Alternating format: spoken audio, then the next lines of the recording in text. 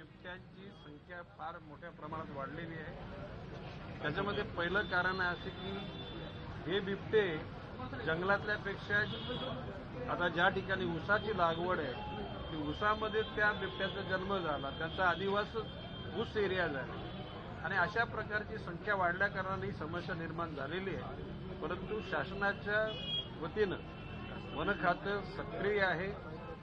ज्या ज्या ठिकाणी अशा प्रकारच्या बिबट्याचा प्रादुर्भाव होतो त्या ठिकाणी लगेच त्याला पकडण्याकरता यंत्रणा सक्रिय होते, पिंजरे लावले जातात, लोकांचं सहकार्य घेतलं जातं आणि कमीत कमी लोकांना त्याची क्षती पोहोचेल याचा निश्चितपणे बंदोबस्त केला जातो। इथे ऊसाचा काही संबंध नाही, हा संपूर्ण परिसर पारडीचा परिसर आहे। इथे डम्पिंग गार्ड आहे भांडेवाडीचं, याच सगळ्या परिसरात येतोय। साधारणतः 1-1.5 किलोमीटर पलीकडे आला होता, आता या बाजूला आला। 3दा झालेली ही घटना आहे आणि लोक प्रचंड दहशतीत आहे। भरतवाडा, पुनापूर, पारडी या संपूर्ण परिसरात आपण सांगितल्या पद्धतीनं या ठिकाणी एकूण आर्टिफिशियल इंटेलिजन्सचा वापर करून लोकांना सतर्क करणारी यंत्रणा इथे राबवली जाईल आणि या ठिकाणी हे बिबटे इथून कसे दूर जातील जंगलामध्ये याचा बंदोबस्त नक्की केला जाईल। आपले जुने सहकारी म्हणजे काल सूचना केल्या होत्या आर्टिफिशियल इंटेलिजन्स आपण बोलला होता की ते लावावं, याकरता राजनाथ सिंग यांच्याशी बोलून मिलिटरी जे सैन्य दलाच्या काही हे जे आहे आर्टिफिशियल इंटेलिजन्सच्या दृष्टीने जी मदत घेता येईल ती घेणार आहे का? कारण की हा खूप गंभीर प्रश्न होत चाललाय। आतापर्यंत आर्टिफिशियल इंटेलिजन्सचा वापर हा जंगलात शेजारी असलेल्या शेतांच्या परिसरामध्ये किंवा गावांच्या परिसरामध्ये झालेला दिसतो। नाही, बाब अशी की शेवटी विविध राज्यामध्ये निर्माण झालेली समस्या शेवटी केंद्रीय वन विभाग अशीच कनेक्टेड आहे। शेवटी जनतेच्या रक्षणाकरता केंद्र सरकार, राज्य सरकारचे सगळे डिपार्टमेंट एकत्र सामुदायिकरित्या काम करीत आहेत। आता आपल्या इकडे जसं वन खातं आहे तसं पोलीस खातं सुद्धा आहे, रेव्हेन्यू खातं आहे आणि विविध लोकप्रतिनिधी, आमदार, खासदार, जिल्हा परिषद सदस्य, पंचायत समिती सदस्य, सरपंच आणि ग्राम पंचायतचे सदस्य सुद्धा त्या ठिकाणी लोकांमध्ये जागरूकता निर्माण करण्याचं काम चालू आहे। लोकांच्या मदतीनंच ह्या संकटाला आपल्याला सामोरे जायचं आहे आणि निश्चितपणे भविष्यकाळामध्ये त्या सर्व यंत्रणा राबवल्या जातील आणि त्यावर मात केली जाईल। नाईक साहेब,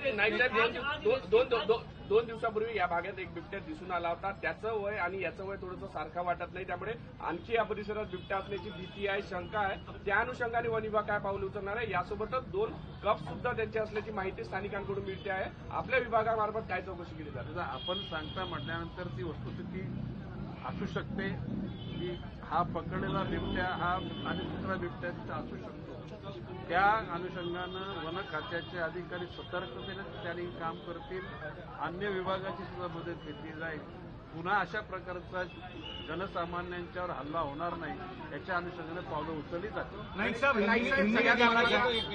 आजचं जे रेस्क्यू ऑपरेशन केलं ते वन विभागाचे जे कर्मचारी होते अतिशय जीव धोक्यात टाकून त्यांनी संपूर्ण रेस्क्यू ऑपरेशन केलेलं आहे। पुरेसं साहित्य नव्हतं, मॅनपॉवरची कमी वन विभागाला होती, सुरक्षेच्या दृष्टीने त्यांच्याकडे पूर्ण साहित्य सुद्धा नव्हतं। हे कधी अत्याधुनिकीकरण करण्यात येईल एवढे मोठे मानव वन्यजीव संघर्ष तीव्र होत असताना आज आपण हा प्रश्न उपस्थित केला। आजच्या आज त्या लोकांना पूर्ण यंत्रणा जे आयुधं लागतील ती देण्याचे आदेश होतील आणि अशा प्रकारचे रिस्क घेऊन जे कर्मचारी त्या ठिकाणी काम करतात त्यांना रिवॉर्ड पण देण्याचं निश्चितपणे मी करेन, कारण जेणेकरून अशा प्रकारचं दुसऱ्यांचा जीव वाचवण्याकरता जे अधिकारी कर्मचारी आपला जीव धोक्यात टाकतात अशा कर्मचाऱ्यांच्या धैर्यासाठी त्यांना प्रोत्साहित करणं हे काम आमचं आहे आणि ते आम्ही करू। रेस्क्यू टीमने चांगलं काम केलं, अगदी मान्य, आम्ही स्वतः फायर रेस्क्यू टीम पोहोचली, मीडिया सुद्धा पोहोचून लाईव्ह टेलिकास्ट सुरू झालं होतं, त्याच्यानंतर आमच्या नजरेसमोर रेस्क्यू टीम पोहोचली। ही पण एक वस्तुस्थिती आहे। आपण सांगता एक गोष्ट खरी असेल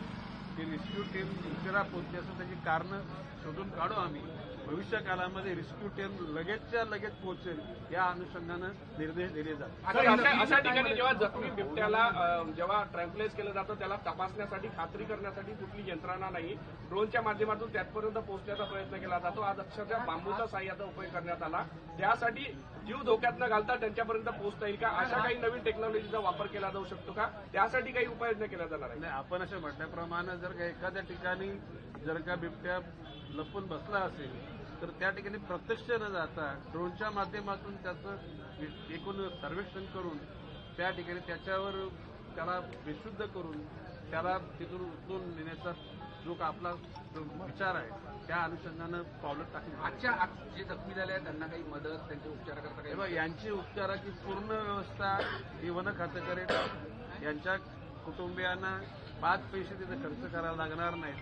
किंबहुना जे कामगार आहेत ज्यांचं जीवन स्वतःच्या हातावर आहे अशा लोकांना जिथपर्यंत रुग्णालय राहतील तोपर्यंतची नुकसान भरपाई म्हणजे त्यांना मजुरी पण देण्याच्या अनुषंगाने आदेश केले जाईल. सर नाईक साहेब, या संपूर्ण घडामोडी घडत असताना उमरेड करांडलाचं जंगल आहे तिथे गोठणगाव गेटजवळ F2 वाघिणांची जे 5 बछडे गेल्या काही काळापासून दिसत होते, पण आता काही अलर्ट येत आहे. त्या गावाच्या लगतचे म्हणजे गोठणगावच्या गेटजवळचे लोक दहशतीत आहेत, तिथे सतर्कतेचा आदेश देणारे F2 वाघिणांचे जे 5 बछडे प्रचंड चर्चेत होते सातत्याने. आता आपण माहिती दिल्यानुसार आम्ही आमच्या खात्याच्या लोकांना तसे आदेश देऊ की जी आपण म्हणता ती वाघीण तिथे जे बछडासहित आहे त्याचा शोध घेऊन त्याचा उपसर्ग जनतेला होणार नाही अशा प्रकारे सूचना करण्यात येईल. सर हिंदी में जानना चाहेंगे आज जो हमला हुआ है तेंदुए का, कितने लोग घायल हुए, कैसी परिस्थिति आप अभी देख के आए हो?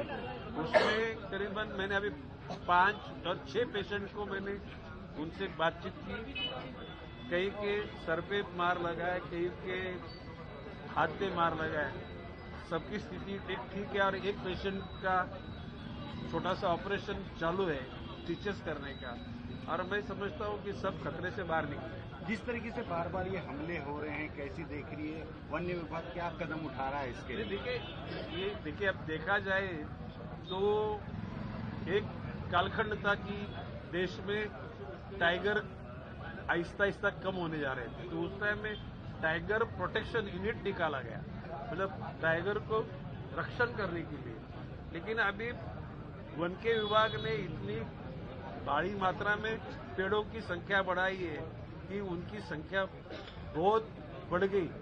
जैसे तेंदुआ इस इलाके में तो कम है, लेकिन जो पुणे डिस्ट्रिक्ट के पश्चिम महाराष्ट्र में पुणे, अहिल्यानगर, नासिक, वहाँ पे एक जुन्नर तहसील में ही 500 से ज्यादा बिपट है. अभी उसके जो नियमन करने के लिए केंद्र सरकार के वन विभाग से परमिशन मिली है, उस पर जांच चालू है और बराबर बैलेंस करके उसकी संख्या रखने का प्रयत्न वन विभाग का है. आगे चल के ये जो हमले हो रहे हैं वो हमले से लोगों को अवेयरनेस करने के लिए पूरी सिस्टम काम में लाने वाले हैं. आर्टिफिशियल इंटेलिजेंस पे लेंगे और जिस देश में या जिस राज्य में सक्सेसफुली तेंदुआ से या बाघ से लोगों का संरक्षण हुआ है वो जो भी सिस्टम है उसका अवलंबन किया जाएगा. सर किती लोक जखमी झालेले आहे, त्यांची प्रकृती कशी आहे, एक जण आयसीयूमध्ये असते. आता एकाची फक्त स्टिचेस लागण्याचं काम चालू आहे, त्या पेशंटला मी भेटलो नाही.